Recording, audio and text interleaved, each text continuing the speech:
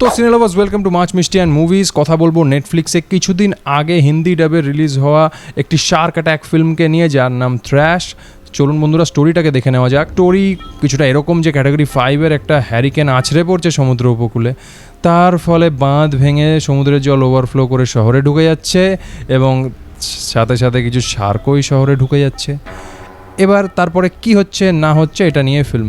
চলুন বন্ধুরা দেখে নেওয়া যাক যে ফিল্মটা শেষ পর্যন্ত কেমন হলো। ফিল্মের শুরুতেই মুষলধারে বৃষ্টি, বিদ্যুতের চমকানি আর খুবই সুন্দর লোকেশান, প্রবল ঝড়, এই সব মিলে ফিল্মের এনগেজমেন্ট অনেকটা বেড়ে যায়। এবং থ্র্যাশ কথাটা পর্দায় আসার আগে কিছু শর্টস দেখানো হয়, একটা বাচ্চা দৌড়াচ্ছে, আস্তা বলে একটা ঘোড়া। আমার মনে হলো এটা ডিসকভারি থেকে উঠিয়েছে নাকি, এবং কিছু শর্ট এরকম মনে হবে আপনার যেন ডিসকভারি থেকে উঠিয়েছে, কিন্তু ইটস ওকে, উঠালে উঠিয়েছে, বা হয়তো এরকমই দেখানোর স্টাইল। যাই হোক, আমি অত জাজমেন্টাল হচ্ছি না ওইদিকে। ফিল্মটি খুবই ছোট, 1 ঘন্টা 26 মিনিটের।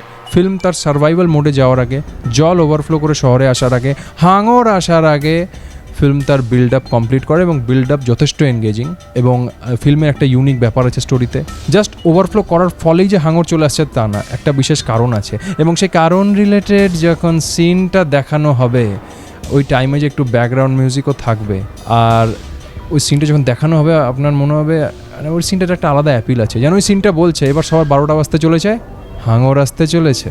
জল যখন উপচে পড়ছে সেটা যখন ড্রোন শট নিয়ে দেখানো হচ্ছে উপর থেকে, সেটার জলের সিজিআইটা খুব রিয়েলিস্টিকও না আনরিয়েলিস্টিকও না, ইন বিটুইন। জল যখন শহরে ঢোকার পর একদম ধাক্কা মেরে গাড়িকে বয়ে নিয়ে যাচ্ছে, সেটা দেখে আপনার মনে হবে যে এটা ওই রিয়েলিস্টিক আনরিয়েলিস্টিকের ইন বিটুইন, খুব একটা ভালো না, যেটা হলিউড আর বিশেষ করে এটা সোনির ফিল্ম, তার কাছ থেকে আশা করা যায় না। কিন্তু কিছু কিছু জলের শট খুবই ভালো। মজার ব্যাপার হলো হাঙরের যেটা সিজিআই সেটা দারুণ। জলের নিচে কিছু শট আছে হাঙরের একটু ঘোলাটে, আবার কিছু শট আছে জলের নিচে যেটা ঘোলাটে না, কিন্তু দুটোই আমি এনজয় করেছি, কারণ সিজিআইটা খুব সুন্দর হাঙরের। সিন ডিজাইনের কথা যদি বলি, একটি সার্ভাইভাল ফিল্ম, খুব ইম্পর্টেন্ট সিন ডিজাইন করা, যে কোত্থেকে হাঙর আসছে, কীভাবে আসছে, কে মরতে মরতে বাঁচছে, কে বাঁচতে বাঁচতে মরে যাচ্ছে, এটসেট্রা এটসেট্রা, বা টেম্পোরারি কীভাবে হাঙরকে রেজিস্ট করছে, ইত্যাদি ইত্যাদি। তো এই সিনগুলো ডিজাইন ভালো, শার্ক অ্যাটাকের যেগুলো সিনের ডিজাইন ভালো, কিছুটা তো অবশ্যই প্রেডিক্টেবল, নো ডাউট। শক ভ্যালু জেনারেট করা, যে চমকে দিবে, এগুলো সিন আছে বাট কম।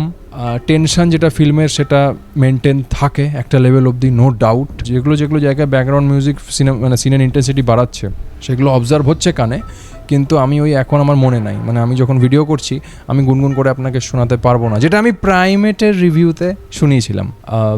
এরপর অ্যাক্টিং অ্যান্ড পারফরমেন্সেসের কথা বলি, তো প্রত্যেকেই ভালো অ্যাক্টিং করেছে, এটা আলাদা করে কী বলবো। বিশেষ করে ডাকোটা নামের যে ক্যারেক্টারটি আছে, সে যে অ্যাডভার্স সিচুয়েশানে খুব অ্যাংশাস হয়ে যায় আর 5 জনের চেয়ে, সেটাও খুব সুন্দর দেখিয়েছে, আপনি ফিল করবেন তার হার্টবিট বেড়ে যাচ্ছে, এটসেট্রা এটসেট্রা। ওই সিন প্রেজেন্টেশনে কিছুটা বলে না, একটা ঠেহরাও, একটা স্থিরতা আছে, কিন্তু কিন্তু সেটাও এমন না যে আপনি রিপিট মোডে দেখবেন। আর তার একটা পাস্ট লাইফ রিলেটেড ট্র্যাজেডিও আছে, সেটাও আপনি ঠিক আছে ফিল করবেন, no doubt. Pregnant lady related যে সিন আছে সেটাও ওই ইমোশনাল যেটা ওই প্রেগনেন্ট লেডি রিলেটেড সিনে যেটা ইমোশনাল ইম্প্যাক্ট, সেটা ডাকোটার ইমোশনাল ইম্প্যাক্টের চেয়ে একটু নিচে আমার মতে। আর বাকিগুলো ওইভাবে বিশাল কোনো ইমোশনে হ্যামার দিয়ে সিনেমাটা করা হয়নি। 2 গার্লস রিলেটেড যে ক্লাইম্যাক্স সার্ভাইভাল সিন, সেটা আরও সুন্দরভাবে ডিজাইন করা যেতে পারত, কিন্তু 3টে ফস্টার চিলড্রেন রিলেটেড যে ক্লাইম্যাক্স সিন, সেটা যথেষ্ট ভালো। এই ফিল্মে হাঙর হিরো, হাঙর ভিলেনও। কেন বলছি সেটা আপনি ফিল্ম দেখলেই বুঝতে পারবেন, আমি স্পয়লার দিচ্ছি না। ফিল্মের কিছু নেগেটিভ অ্যাসপেক্টও আমি রিয়েলাইজ করেছি। একটা ক্যারেক্টার আছে মিস্টার অলসন, তার হাত খেয়ে নেবে, তো সেই সময় যে এক্সপ্রেশন দিবে, সে তার মনে হবে যেন ওই কাটা হাত নিয়ে যেন ওটা প্লাস্টিকের হাত ছিল, বা ওই একটু আঘাত লেগেছে আর কি। তারপর তিনি যখন ওই গাড়ির দরজা খুলতে যাবেন, হাঙর একদম পাছা কামড়ে টেনে নিবে, বাঁচারই কথা না, হাঙর একদম টেনে নিবে। তারপরে হঠাৎ করে কোন সিনে উনি আবির্ভূত হলেন, বলছে শার্ক মছলি নে মেরা হাত ওর পিছুয়াড়া খা লিয়া। ও তো বাঁচারই কথা না, এলো থেকে। তো আর ওই টাইমেও যখন শুয়ে আছে, হাতে হঠাৎ করে দেখা গেল একটা সিনে ব্যান্ডেডও হয়ে গেছে ওনার। ব্যান্ডেজটা হলো কি করে ওই অবস্থায়? তারপরে উনি বলছেন, তারপরে ওনার যে ওই অবস্থায় এক্সপ্রেশন, মানে শার্ক পেছন কামড়ে খেয়ে নিয়েছে আর হাত খেয়ে নিয়েছে, যেন ওই একটু জ্বর হয়েছে, ওইরকম টাইপের এক্সপ্রেশন, খুবই জঘন্য অ্যাটেনশন টু ডিটেল। তারপরে এটি প্রেগনেন্ট মেয়ে, জলের নিচে তিনি বাচ্চার জন্ম দিয়ে দিলেন। হ্যাঁ মেরা বাচ্চা কাহায়, এই করতে করতে বাচ্চাটা নিল কোলে কোলে, কাঁদলো। ওটা ইমোশনাল সিনের বদলে আমার হাসি বেরিয়ে গেল। জলের নিচে বাচ্চা জন্ম দেবে মানুষ, আর বাচ্চা বাঁচবে? মানে ফাজলামি লিমিট আছে তো একটা। হয়তো বিশাল কোনো আননোন সায়েন্টিফিক রিজন, অথবা জঘন্য অ্যাটেনশন টু ডিটেল।